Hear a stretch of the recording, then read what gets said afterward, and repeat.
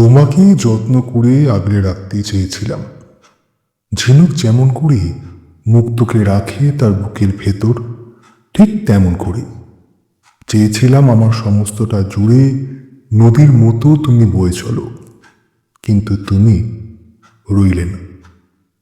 আমার আশা আর বাস্তবতা কিন্তু এক ছিল না।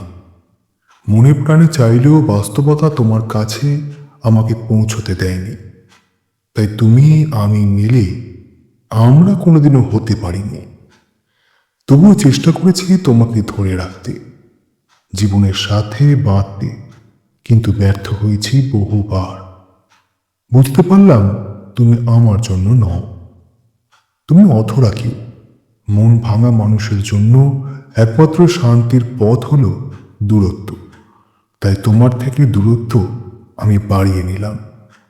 দূরত্ব যা আমার শান্তির একমাত্র পথ হবে অবশেষে। তাই দূরত্ব বাড়িয়ে নিজেকে মুক্তি দিলাম। আসলে পূর্ণতা যেখানে অধরা, সেখানে দূরত্বই তো জীবনের ভবিতব্য, তাই নয় কি?